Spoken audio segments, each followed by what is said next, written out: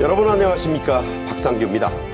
재개발과 재건축 사업을 빨리 진행할 수 있도록 올해 말까지 선도지구가 지정되고 일반 재개발 재건축에도 표준계약서를 활용한 공사비 갈등 해결이 이루어질 예정입니다.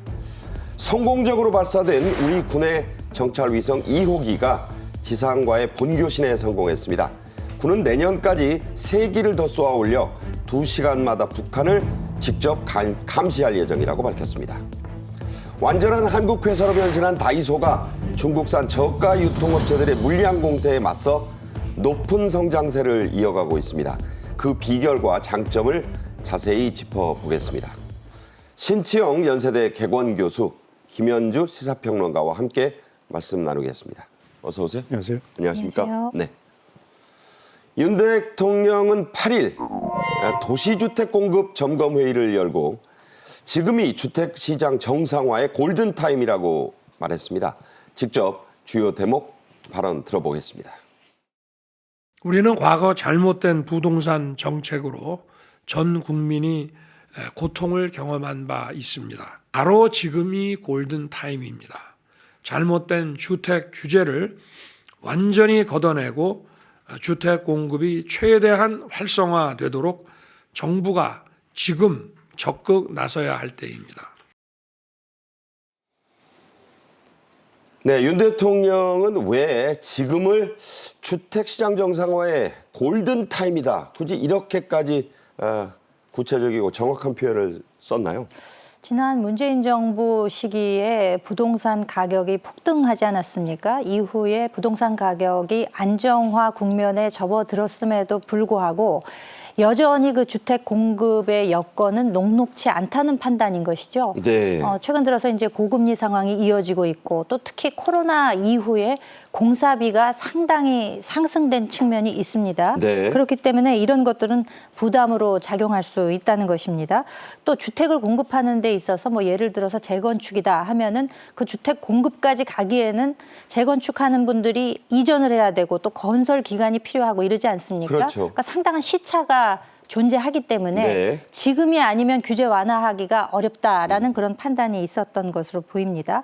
따라서 이제 국민 여러분들이 원하는 지역에 원하는 크기의 형태 여러 가지 면들을 고려한 주택을 빠르게 공급해야 한다라는 의무감을 기초해서 생각해 본다면은 네. 지금이 그 적기다라고 판단이 있었던 것으로 보입니다. 그렇군요. 윤 대통령은 이런 전제들 아래서 재개발과 재건축을 좀 더 빠르게 하기 위한 정책들을 내놨습니다. 어떤 것들이죠? 네, 윤 대통령이 밝힌 게 이제 전국 그 주요 지자체별로 선도지구를 선정을 해서 재건축이나 재개발을 신속하게 진행할 수 있도록 하겠다는 게 첫 번째였었는데요. 이 선도지구로 선정이 되면 용적률이랄지 건폐율 또는 뭐 안전진단 면제 이런 여러 가지 인센티브를 줄 예정으로 있습니다. 지금 현재 특히 분당이라든가 일산 이런 일기 신도시의 경우에 재건축이 임박해 있어서 굉장히 관심이 큰 상황인데 각 도시별로 한 2-3곳 정도를 지금 선도지구로 선정하겠다는 얘기거든요. 네. 굉장히 주민들의 관심이 높은 상황입니다. 그래서 이 선도지구를 어떤 기준으로 선정을 할지를 다음 달 중에 국토부가 그 평가 기준을 공개를 할 예정이고요. 그리고 6월 중에 신청을 받아서 올해 안에 지정을 하겠다고 하니까 조금 상당히 기대가 지금 되고 있는 측면이고요. 또 한 가지는 지금 현재 앞에 말씀드렸다시피 여러 재개발 재건축 공사 현장에서 공사비 갈등 때문에 그 공사가 중단이 되는 그런 현장이 많이 나오고 있는데, 그렇죠. 뭐 예를 들면 서초구의 반포동에 있는 그 반포주공 1단지 1, 2, 4주구 같은 경우에 2019년에 현대건설이 2조 6천억 원의 그 공사를 따냈습니다. 그렇죠. 그런데 지금 현재 현대건설이 조합 측에 인상을 요구하고 있는 게 4조 원이 넘습니다. 그러니까 굉장히 그 사이에 자재비라든가 인건비가 50% 이상 높아졌기 때문에 시공사로서는 어쩔 수 없는 뭐 선택이기도 하고, 네. 그렇다고 해서 조합은 선뜻 받아들일 수 없고 해서 이런 갈등 때문에 막 공사가 중단이 되고 있어서 그렇죠. 이런 문제를 좀 해결할 수 있도록 표준 계약서를 좀 활용을 하고 현장에 전문가를 보내서 갈등을 좀 해소하겠다, 이런 약속도 했습니다. 그렇군요. 윤 대통령은 뉴빌리지 사업, 줄여서 이 뉴빌 사업이라고 부르고 있는데요. 이걸 신속하게 진행하기 위한 그런 대책들도 지시를 했죠? 그 국민들이 원하시는 곳에 원하는 주택을 공급하기 위한 방안의 하나로 보입니다. 물론 대규모 아파트 단지의 건설 등도 중요합니다만 지금 이야기하고 있는 이 뉴빌 사업이라고 하는 것은 그 노후된 단독주택들이 모여 있는 곳이 있습니다. 우리가 흔히 또 연립주택이라고 불렀던 이 빌라 네. 이런 것들이 있는 곳이 있는데 그렇죠. 이것을 이제 현대적으로 정비해서 원하는 주택 형식으로 이제 바꾸겠다라는 사업인 것이고요. 이를 시행함에 있어서 이제 정부 부처 중에 뭐 국토교통부가 중심이 되겠습니다만 이에 대한 금융 지원들을 생각해 본다면 또 다른 부처와의 협업도 필요한 것이기 때문에 정부 부처 간의 칸막이도 좀 없애고 또 그를 진행하는 데 있어서 각 지자체와의 협력도 필요한 것 아니겠습니까? 이런 데 있어서의 벽을 허물어서 규제를 최소한으로 하면서 협력으로 인한 결과를 좀 만들어내라라는 지시가 있었던 것으로 보입니다. 네. 따라서 이 정치라고 하는 것이 주거 안정의 골든타임 이 있다고 한다면은 이것을 놓치지 않도록 다 함께 이제 힘을 합쳐서 제대로 된 주택을 국민들께 공급할 수 있도록 하자라는 것을 다짐한 것으로 그러니까 보입니다. 저 얘기는 국회에서 어차피 관련법을 정비하고 통과시켜 줘야 하니까 총선의 결과에도 상당히 정부 여당으로서는 좀 기대를 거는 바가 있다. 이런 뜻도 해석이 되겠습니까? 그래서 총선의 관련 여부까지를 생각한 것인지는 모르겠으나 어쨌거나 이 뭐 입법이 뒷받침돼야 되는 것은 입법 사항이기도 하지만 이것이 뭐 어느 쪽이 총선에서 승리를 하더라도 국민 삶과 직접적인 연관이 있는 만큼 분명히 이제 협조가 있을 것이고 행정부처에서 할 수 있는 일이 있다면은 이것은 반드시 지금 화급하게 시행을 해서 국민들께 주택 공급에 대한 약속을 지켜야 된다 이런 의지가 있는 것으로 보입니다. 네. 윤 대통령은 과거 정부, 특히 직전 정부의 잘못된 부동산 정책들로 인해 전 국민이 고통을 받았다고 지적했습니다. 그 근거들이 이 회의에서 제시됐죠? 네, 그렇습니다. 아시다시피 문재인 정부에서 28차례나 뭐 부동산 대책이 발표가 될 정도로 집값 상승세가 굉장히 높았고, 집값을 잡기 위해서 여러 가지 노력을 펼쳤습니다만은 굉장히 많이 집값이 치솟았죠. 특히 이제 그 수요 억제만 역점을 두고 공급에 좀 소홀히 하다 보니까 집값이 아무래도 높아질 수밖에 없었고 그에 따라서 월세나 전세값까지 급등하는 그런 부작용이 있었습니다. 그런 문제를 윤 대통령이 그대로 지적을 했고요. 그래서 여러 서민들이 결과적으로 결혼도 포기하고 집 사기를 포기하는 그런 현상까지 있었다. 이런 점을 지적을 했는데 무엇보다도 이제 공시가격 현실화율 문제를 들었습니다. 공시가격 현실화율이라는 게 집값에 대비해서 공시가격을 몇 % 정도로 잡느냐 뭐 이런 얘기인데 현재 한 50% 정도 수준이었는데 문재인 정부에서 2020년에 공시가격 현실화 로드맵을 발표를 하면서 매년 한 10% 정도씩 높였습니다. 그래서 네. 한 63% 정도 높였기 때문에 이 공시가격이 높아지면은 공시가격을 기준으로 해서 재산세라든지 종부세라든지 이런 보유세 세금을 물리기도 하고요. 또 이제 건강보험료도 공시가격을 기준으로 해서 이렇게 물리기 때문에 덩달아 오른 거죠? 그렇습니다. 심지어는 뭐 이렇게 건강보험료까지 오르는 그런 부작용이 있었거든요. 그래서 윤 대통령이 밝히기를 국민의 보유세 부담이 뭐 2018년 5조 원에서 2020년 10조 원으로 높아졌다. 뭐 이런 수치를 공개하기도 했습니다. 이런 여러 가지 수치를 제시를 하면서 문재인 정부 때 집값이 많이 높아진 현상을 이제 좀 바로잡아야 되겠다. 이런 의지를 표명했다고 이렇게 볼 수 있겠습니다. 네, 높은 보유세는 전월세로 전가돼서 3년 전에 전세 가격이 17.6%나 폭등한 점을 지적을 했습니다. 하지만 현 정부 들어서 주택시장은 비교적 안정세를 보이고 있는데요. 그 지표들이 이 회의에서도 나왔고 이걸 저희가 또 그래픽으로 만들었는데 좀 보면서 설명을 부탁드립니다. 네, 윤석열 정부 들어서 특히 그 아파트 가격이 상당히 안정세를 보이고 있는 것은 사실입니다. 서울 아파트를 중심으로 보자면은 14.1%가 이제 하락한 것으로 집계가 됐고요.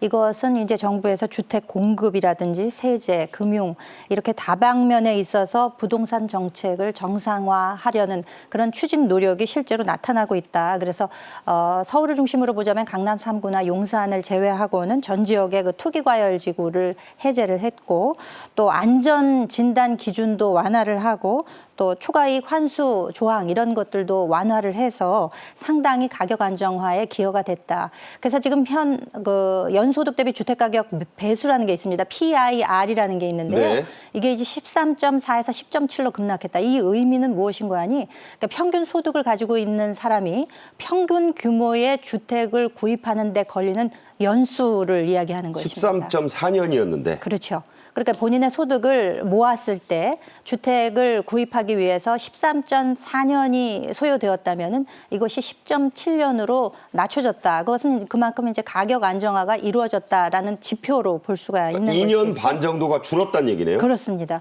뭐 문재인 정부 때 그 부동산 가격 상승은 뭐 자고 일어나면 천정부지로 올랐던 것 많은 분들이 아마 기억을 하실 겁니다. 실제로 해마다 1억 원씩. 그렇죠. 서울 아파트 가격만 기준으로 보자면은 문정부 출범 초기에 5억 9,800만 원 정도였습니다. 6억이 조금 안 됐었죠.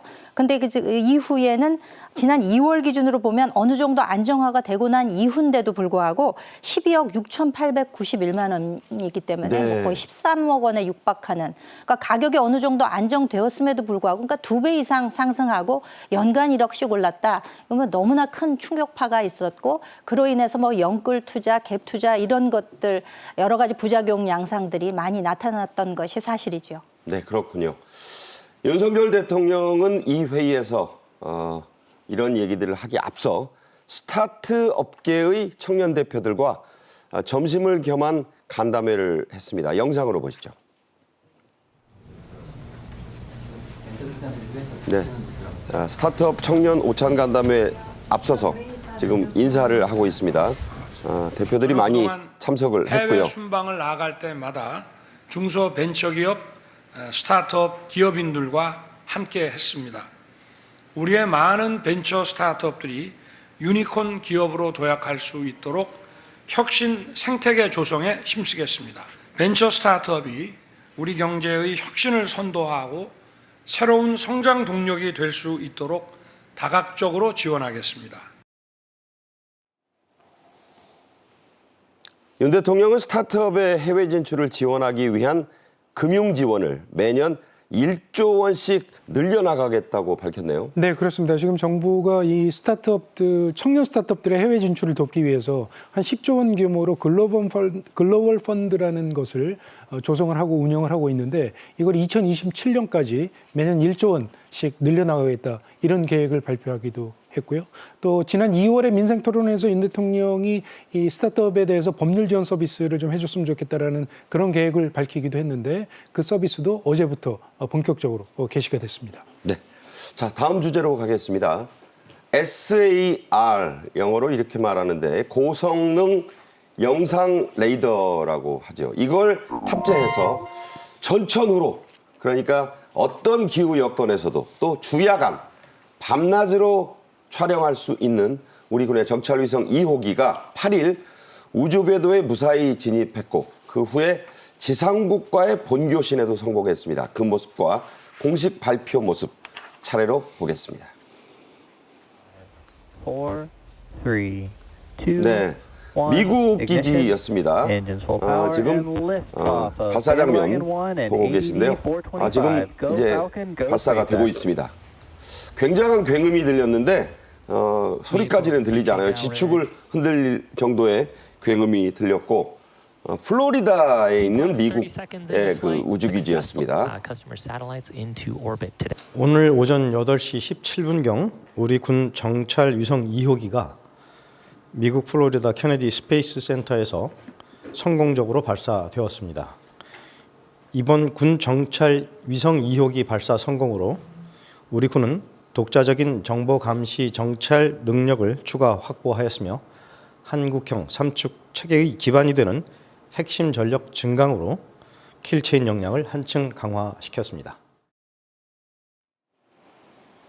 네, 이 정찰 위성 2호기 처음에 1차 예비 교신에서는 실패를 했어요. 그래서 이게 뭐 궤도에 잘 안착이 안 된 거 아니냐 이런 불안감도 줬었는데 본교신에서는 성공을 해서 모두가 안도했죠. 네, 어제 아침 일찍이었습니다. 미 플로리다에 있는 케네디 스페이스 센터에서 이제 발사가 되었는데 저도 이후에 관심을 가지고 지켜봤습니다만 1차 예비 교신에 실패했다라는 뉴스가 나와서 이거 제대로 되지 않은 게 아닌가라고 염려를 했었는데 다행히도 이제 2차 본 교신에 이제 성공을 했다는 것이고 네. 정상 궤도에 안착한 것도 확인을 했다는 것이죠. 오전 9시 2분에 발사체가 이제 분리가 됐습니다. 그래서 10시 57분경에 해외에 있는 지상국가의 본 교신에 이제 성공을 하게 된 것입니다. 예. 우리 2차 정찰 군 위성의 경우에는 최초의 고성능 영상 레이더 소개해 주신 대로 그 SAR이라고 하는 것인데 전천후로 전략 표적을 감시할 수 있는 것이고 한국군 최초라는 점에서도 그 의미가 있다고 하겠습니다. 네, 미국의 우주기업 스페이스X, 테슬라의 그 일론 머스크가 만든 기업이죠. 이 발사체 펠컨 9에 실려서 올라갔습니다. 자, 이 발사를 주관한 장관인 신원식 국방부 장관은 국방부 청사에서 이 발사 장면을 실시간 중계로 지켜봤습니다. 그 장면 또 신 장관의 소회를 직접 들어보겠습니다. 발사 참관 행사를 시작하도록 하겠습니다. 네. 안녕하십니까. 네, 오늘 국방부 행사 청사의 군 모습입니다. 정찰 위성 네. 2호기 발사 지금 직접 보고 있는 장면입니다. 관계자들과 함께. 우리가 우주 강군으로서 이제 본격적인 거부를 내디디게 됐습니다. 특히 사드 위성은 세계 최고의 성능이라고 이야기를 우리 실무자들이 한 걸로 알고 있는데 세계 최고의 성능이 뭔가는 인터넷 같은 데 찾아보시면 또 대충 짐작이 가니까 뭐 그런 정도로 하시면 뭐 될 것 같습니다.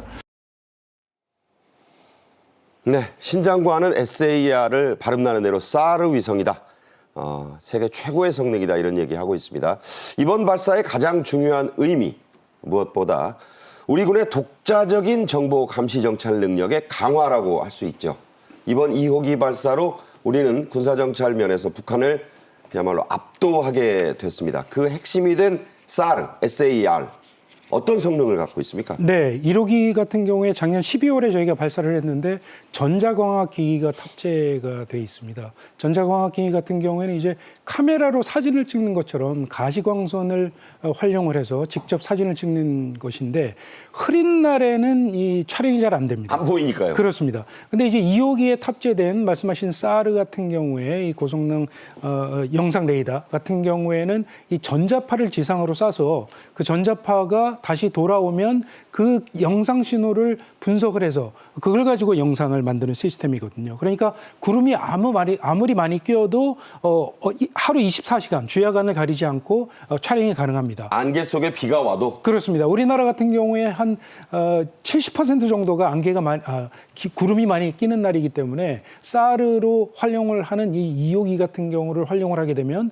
이 정찰 활동이 굉장히 우수해지게 되는 거고요. 1호기 같은 경우에 지상에 한 가로 세로 30cm 정도 되는 그런 물체를 식별을 할 수 있는데 이 사르가 탑재된 2호기 같은 경우가 한 16cm 정도 되는 것으로 2분의 1로 줄어들었네요. 그렇습니다. 말하자면 지상에 지나가는 그 탱크의 번호판까지도 식별할 수 있는 그런 능력을 갖추고 있기 때문에 굉장히 그 성능이 개선이 됐다고 할 수 있겠고요. 내년까지 우리 군이 5기의 이런 중대형 정찰 위성을 쏠 계획인데 이렇게 되면은 한 2시간 단위로 북한을 정찰을 할 수 있게 되는 그런 성과를 가질 수 있게 됩니다. 네. 비행기에 이런 용어가 있어요. 니어미스.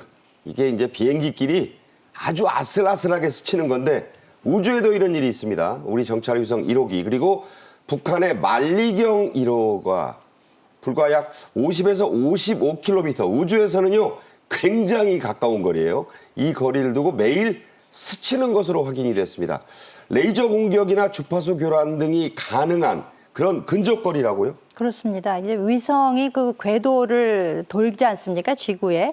그러면은 그 이제 공전주기라는 것이 있고 또 지구가 스스로 자전을 하기 때문에 그와 같은 그 상호작용에 의해서 두 국가의 그 위성이 어느 정도 근접하는가의 여부가 이제 결정이 되는 것인데 그 스치듯 지나가는 것이 부정기적으로 온다 그래요. 네. 딱 뭐 열흘에 한 번 뭐 이렇게 오는 것은 아니고 하지만 이제 50km 정도로 이제 근접하게 된다고 하면은 레이저 공격이나 주파수 교란 등도 가능할 수 있다, 물리적으로. 네. 그렇지만 이제 만나는 시간이 10초 정도로 길지 않고 과연 그와 같은 능력을 갖추고 있는 것이냐에 대해서는 지금 의문이 있는 것이죠. 네. 말경 1호라고 하는 게 이제 북한의 정찰 위성 얼마 전에 이제 쐈는데 궤도를 돌고는 있지만 촬영 전송 능력은 없는 것으로 그렇게 이제 밝혀지고 있습니다.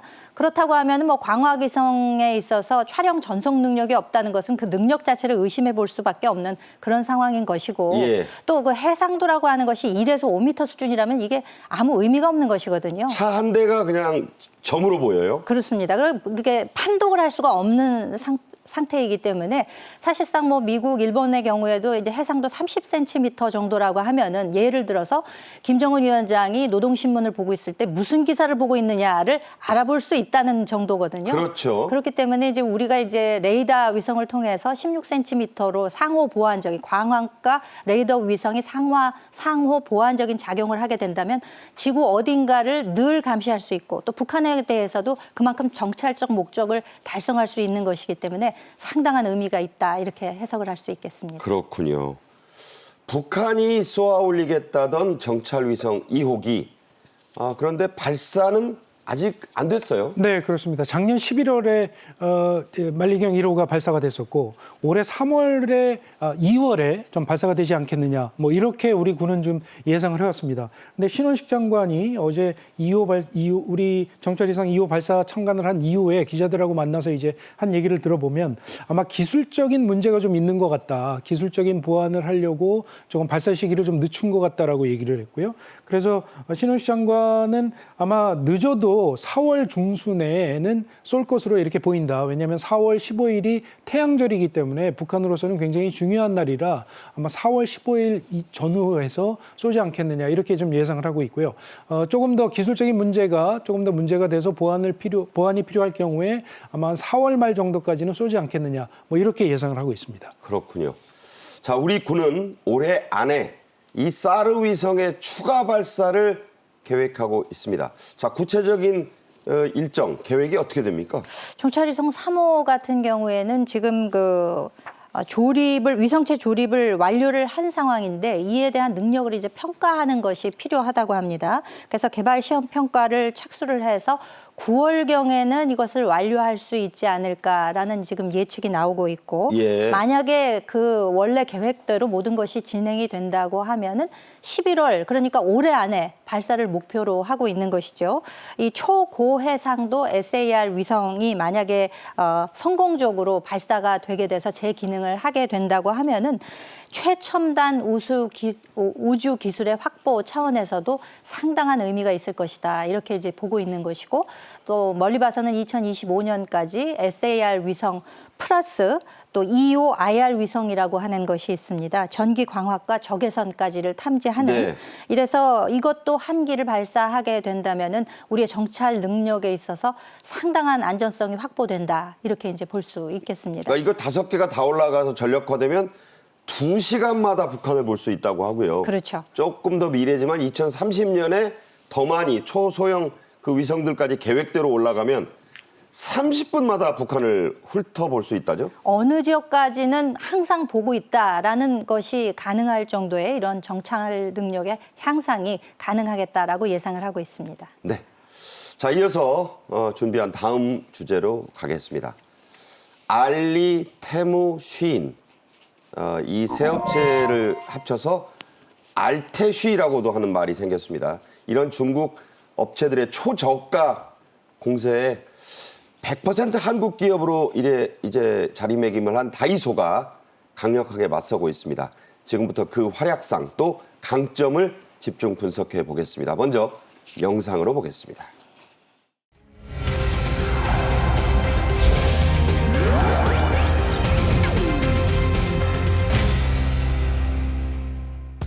어떤 신상이 기다리고 있을지 지금 바로 소개하러 고고!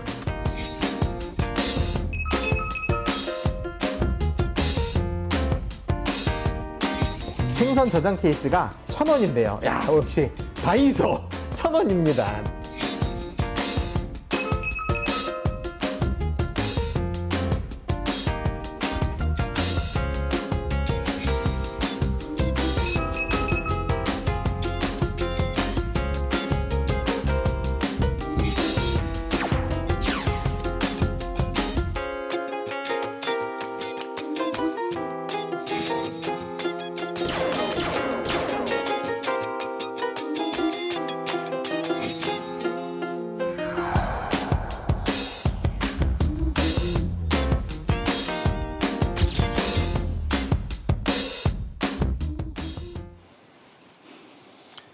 말씀드린 대로 알테쉬로 불리는 중국 초저가 유통업체, 공룡들이죠. 이들 때문에 우리 업계, 요즘 소비자들과 함께 몸살을 앓고 있습니다. 이 삼각파도에 맞서는 한국 기업이 요즘 큰 화제가 되고 있죠. 네, 그렇습니다. 아마 요즘 아마 많은 분들이 이용을 하고 계실 텐데 알리익스프레스, 테무 이런 중국 유통업체들이 예를 들면 이 촬영용 드론 카메라 이런 거를 1,000원, 2,000원에 팔기도 하고 카메라 값이요? 굉장히 초저가로 상상도 할 수 없이 싼 가격으로 이렇게 공략을 하고 있습니다. 우리나라뿐만 아니라 미국, 유럽까지 이렇게 전 세계를 지금 공략을 하고 있어서 전 세계 유통업계가 지금 큰 몸살을 앓고 있습니다. 우리나라도 여러 유통업체들이 지금 상당히 입지가 흔들리고 있는 그런 상황인데 지금 소개가 됐던 그런 다이소라는 유통업체가 꿋꿋하게 그 자리를 지키고 있어서 굉장히 화제가 되고 있죠. 네. 최근에는 화장품까지 큰 인기를 끌고 있고 10대들이 초등학생, 중학생들이 하루에 몇 번씩 간다고 해서 10대들의 참새 방앗간이다. 이런 얘기까지 하고 있고요. 10대들의 백화점이다. 이 얘기는 이제 조금 이따 자세히 또 할 거예요. 네, 그렇습니다. 그러니까 이렇게 큰 인기를 끌다 보니까 매출이 점점 늘어나고 있어서 지금 한 곳당 점포별 평균 연 매출이 지난해 16억을 넘어섰습니다. 그러니까 한 14억, 15억 하던 것들이 그냥 매년 그렇게 올라가고 있거든요. 그렇군요. 네, 그래서 이 다이소가 지금 고용하고 있는 고용 인원이 12,300명 정도 되는데 이게 현대, 신세계, 롯데 세 개의 백화점을 합친 것보다도 많은 숫자라고 합니다. 네. 다이소의 이런 활약, 해외 업체들, 특히 미국 업체의 약세와 비교해 보면 그 진가가 두드러지게 나타납니다. 미국 업계는 이 알테쉬의 공세에 그야말로 맥을 못 추고 있어요. 그렇죠. 이제 우리나라가 이제 1,000원 샵이라고 한다면 일본에는 백앵이 샵, 미국에는 $1 샵이 있는 거죠. 예, 일불샵. 그렇죠. 달러 트리라는 매장이 있었는데 또 미국은 그 특성상 워낙 지역이 광활하지 않습니까? 항상 차를 타고 그 매장에 가야 하기 때문에 이 달러샵뿐만 아니라 오프라인 매장들이 상당히 어려움을 그동안 많이 겪어왔거든요. 네. 그런데 특히 이 달러 트리 같은 경우에는 상반기에만 점포를 600개를 폐쇄할 정도로 굉장한 부진을 겪었다고 합니다. 저런 체육관 같은 게 600개가 문을 닫은 거예요. 그렇죠. 그래 특히 미국의 달러 트리에만 집중을 해보자고 한다면은 작년 4분기에만 2조 3천억 원이라는 어마어마한 손실이 났으니 이거 매장 문을 닫을 수밖에 없는 거죠. 그렇네요. 기업을 유지하려고 하면은. 그런데다가 이제 블룸버그 통신에 따르면은 이 테무 이게 이제 달러 트리 매장에 목을 조이고 있다.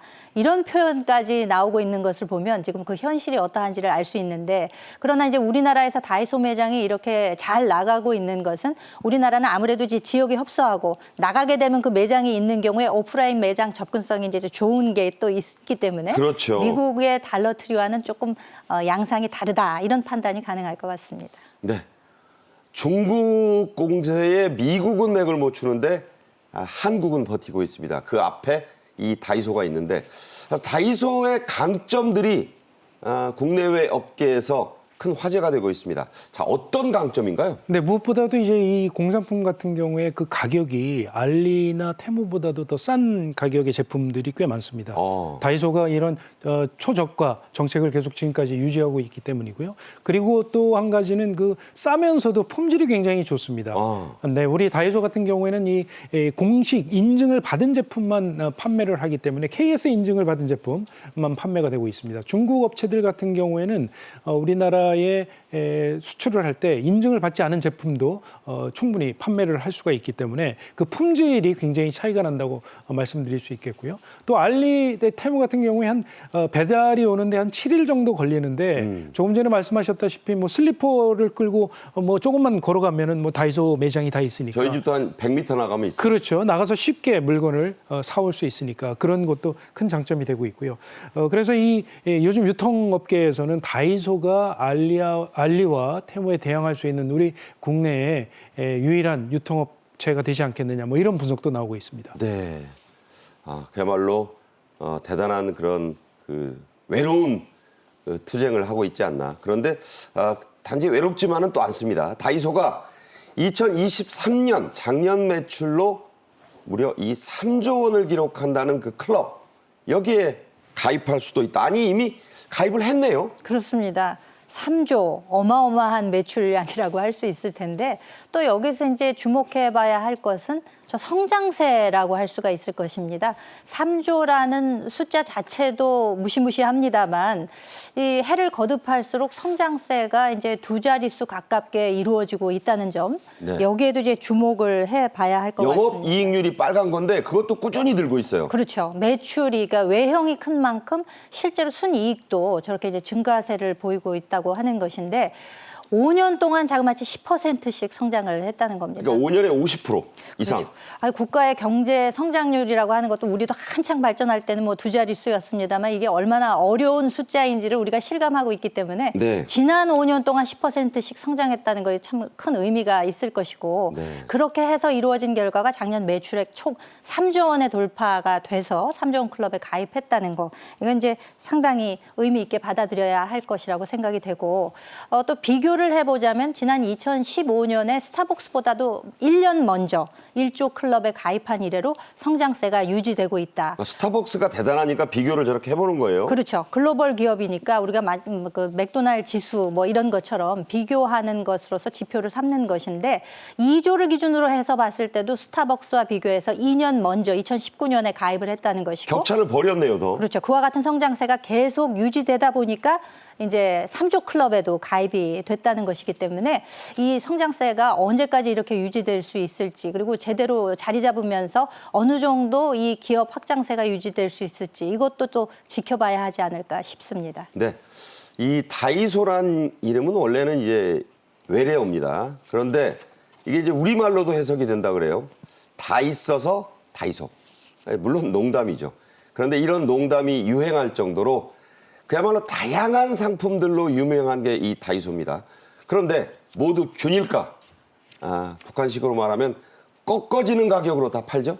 네, 그렇습니다. 지금 그동안 말씀하신 대로 그 다이소에 가면 굉장히 다양한 물건들이 있는데 딱 6가지 가격밖에는 없습니다. 6개 가격. 네, 500원부터 시작해서 500원, 1,000원, 1,500원, 2,000원, 3,000원, 5,000원 이렇게 딱 6가지 가격표만 붙어 있거든요. 그렇죠. 저도 그러니까 참 놀라웠어요. 네, 보통 슈퍼마켓이나 할인점 같은 데 가면 좀 싸게 팔고 있다는 느낌을 주기 위해서 뭐 990원이랄지 뭐 1,900원이랄지 뭐 이런 식으로 좀 다양하게 붙여놓지 않습니까? 9,999원 이런 속임수도 있습니다. 그렇습니다. 그런데 그런 가격이 전혀 없고 딱 6가지 정해진 가격으로만 가격표가 붙어 있어서 많은 사람들이 이렇게 부담 없이 작은 돈으로 물건을 다양하게 살 수 있어서 큰 인기를 얻고 있는 것 같습니다. 네, 이렇게 저렴한 가격으로 그러나 좋은 품질을 유지하는 다이소만의 비법이 있다고요? 그렇습니다. 그 실제로 방문해서 물건을 사보신 분들도 아시겠습니다만 이 포장을 최소화한다는 거예요. 디자인도 또 단순화해서 그 기능에만 이제 주목을 하는 것이고 마케팅이라든지 광고 이런 것을 하게 되면 그 생산가가 이제 많이 높아지게 되는데 거품을 그러니까 빼는 효과가 있는 것이고 그 상품의 본질이 무엇이냐, 이 상품의 기능이 무엇이냐 이것을 가장 중요하게 생각하면서 균일가 정책을 20년 동안 지키고 있었던 것이 어떻게 보면 성공의 바탕이 되지 않았는가라는 생각이 드는 것이고 또 특히 이 과정에서 1,000원을 경영하라라는 그 지침을 가지고 있는 이 창업자 박정부 회장의 철학과 뚝심이 상당히 기능을 했다. 이런 평가들이 상당히 많이 있습니다. 저 책이 베스트셀러도 됐잖아요. 네, 그렇습니다. 그러니까 이제 다이소의 정체성이라고 하는 것은 가성비, 우리가 흔히 뭐 싼 게 비지떡이라는 말을 쓰지 않습니까? 그렇죠. 싼 값에 구매를 했습니다만 결국 그 품질이 따라가지 못할 때는 그것이 길게 갈 수가 없는 것인데 가격이 부담이 없으면서도 본래 기능에 그 주목을 해가지고 본래 기능을 잘 유지시키고 품질이 좋게 유지시키게 하는 것이 다이소를 찾게 되는 그런 그 원칙이 됐다라는 네. 평가가 가능할 것이고 또 한 가지 예를 들어보자면은 원가를 이제 절감을 해야 되잖아요. 그렇죠. 그렇게 되면 가장 좋은 품질의 것을 가장 정확한 장소에서 수입을 한다는 것입니다. 네. 그러니까 35개국 3,600여 개 업체에서 납품을 받는데 오, 저렇게. 예를 들자면은 대나무 업체다 하면은 베트남에서 이제 수입을 하는 것이고 또 대나무가 베트남이 유명하니까. 그렇습니다. 품질도 좋고 네네. 가격이 또 싸고. 그러니까 스테인레스 같은 경우에는 인도, 또 접시는 브라질에서 수입을 하고요. 도자기나 유리 같은 건 이제 터키 제품이 유명하지 않습니까? 그렇죠. 이렇게 이제 특화된 지역에서 싼 가격에 좋은 품질의 원재료를 수입을 해서 좋은 물건을 만드는 것이 결국 성공의 지름길이었다. 이렇게 파악을 해볼 수가 있겠습니다. 그렇군요. 다이소는 요즘 아까 신 교수도 얘기했지만 화장품, 뷰티에 힘을 쏟고 있어요.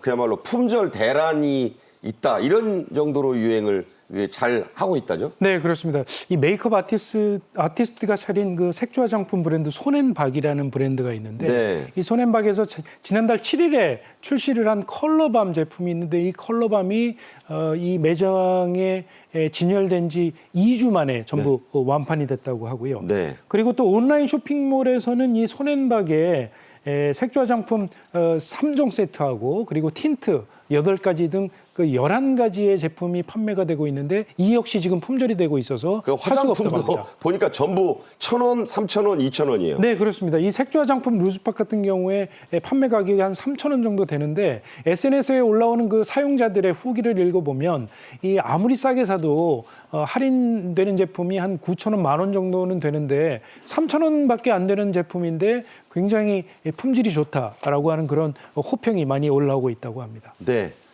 이 값싼 생활용품 매장에서 출발해서 이제는 화장품 맛집이란 그런 칭찬 또 별명까지 붙어서 영역을 확장한 셈이죠. 매출액과 입점 브랜드의 숫자로도 이런 그 약진이 설명이 된다고요? 그렇습니다. 가시적으로 확인이 되고 있는데요. 이 전년 대비 신장률을 한번 보시면은요. 그 연도를 거듭할수록 확장세가 무섭습니다. 네. 특히 작년 같은 경우에는 전년 대비 85%면 거의 2배 가까이 이제 성장을 했다는 그러네요. 것이고요. 입점하고자 하는 브랜드들의 숫자도 경쟁적으로 늘어나고 있다는 점에 주목을 해야 되지 않을까 서로 싶습니다. 들어오려고 한다. 그렇죠. 다이소에 가면은 판매가 된다라는 것이고 또 어느 정도의 품질을 유지하지 않으면은 다이소에서 받아들여질 수가 없지 않겠습니까? 네. 그러니까 서로 이제 윈윈 전략이 되는 것이고 그렇기 때문에 화장품 매출의 이 급등 이런 것으로만 볼 때는 흔히 그 화장품의 편집 시합이라고 할 수 있는 올리브영 여기가 이제 성지처럼 여겨졌었는데 그렇죠. 여기에 이제 라이벌로 뜨게 된다는 것이고 네. 여기 소개되는 이런 제품들을 구하기 위해서 또 많은 특히 여성들이 관심을 가지고 있다는 것입니다. 그러니까 매출액 상승뿐만 아니라 브랜드 입점도 사실 뭐 280종에 이를 정도로 그리고 서로 입점하고자 하는 문의가 늘어나고 있다는 차원에서 볼 때도 다이소의 화장품 성장세 또 화장품이 견인하는 다이소의 성장 네. 이것은 앞으로도 좀 지속적으로 관찰이 되지 않을까 그렇게 예측을 해봅니다. 그렇군요.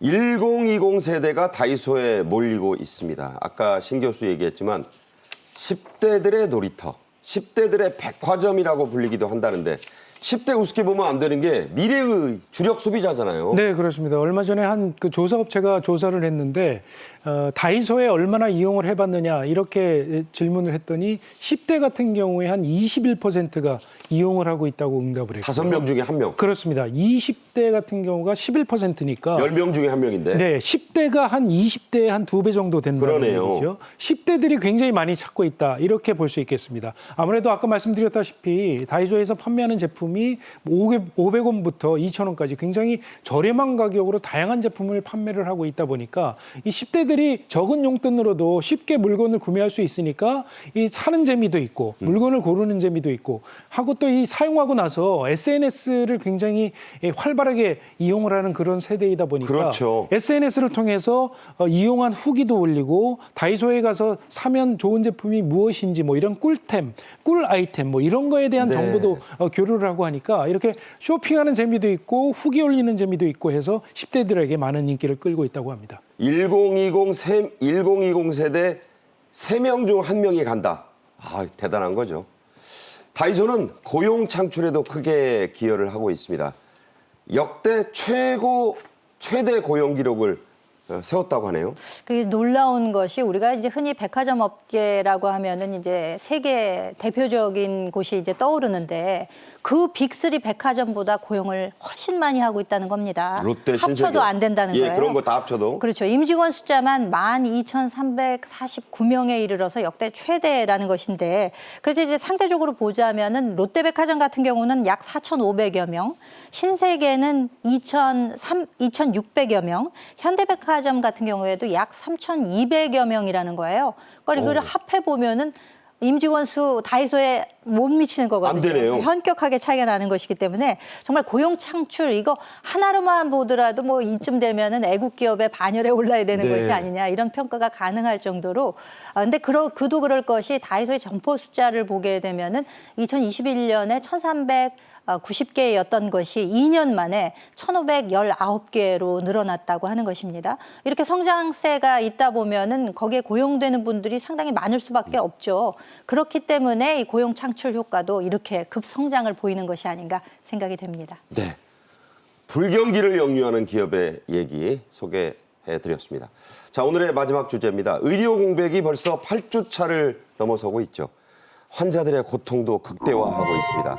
의협 비대위는 총선이 끝난 뒤에 의료계의 합동 기자회견을 하겠다고 예고를 했었는데요. 박단 대전협 비대위원장, 전공의 대표입니다. 합의한 회견이 아니다. 이런 입장을 밝혔어요. 네, 그렇습니다. 대한의사협회 의협하면 이제 의사들을 대표하는 그런 법정 의료 단체죠. 지금 의협 같은 경우에 비대위원회가 이제 주도를 하고 있는데 김태구 비대위원장이 지난 7일 기자회견에서 그렇게 밝힌 거죠. 총선이 끝나고 난 뒤에 전국 의대 교수 협의회랄지 전공의 협의회 등과 함께 합동 기자회견을 열어서 의견을 좀 밝히겠다 이렇게 얘기를 했는데 그 바로 얼마 안 있어서 지금 이제 현재 대한의사협회는 얼마 전에 선거를 열어서 다음 달부터 새로 회장이 취임하는 회장이 지금 내정이 돼 있습니다. 강경파죠? 그렇습니다. 이면택 회장. 이면택 회장 후보, 회장 예정자, 내정자가 공문을 보내서 이제 김태구 비대위원장에게 의협을 내가 직접 이끌 수 있도록 해달라라고 이렇게 좀 다른 목소리를 낸 것이죠. 말하자면 지금 비대위원회가 기자회견을 열고 하는 문제를 결정할 단계가 아니다. 네. 이런 뜻을 밝힌 걸로 이렇게 해석이 되고 있고요. 또 얘기한 대로 이제 박단 전공의 협회장 같은 경우에도 그 기자회견은 우리와 협의가 된 적이 없다. 그 합의 안 했다고 하는 바람에. 그렇습니다. 이렇게 지금 의사들 내부 간에도 서로 다른 목소리가 나오고 있어서 지금 정부 쪽에는 의료계에 빨리 통일된 안을 가지고 오면 좀 합리적이고 과학적인 근거가 있는 그런 숫자를 가지고 오면 우리가 2,000명을 조정을 할 수 있다라고 그렇게 의견을 달라고 던져놓은 상태인데 의료계에서 의견 통일이 안 되고 있는 상황이어서 조금 갈등 해소가 조금 늦어지지 않겠느냐 좀 이런 상황이 되고 있습니다. 네, 이런 상황에서 나올 수 있는 말 중구난방입니다. 빨리 통일된 목소리를 가지고 환자들만을 생각해서 협상에 좀 나서야 되지 않을까 하는데요. 이 틈바 위에서 대형 병원들의 경영난은 갈수록 심화하고 있습니다.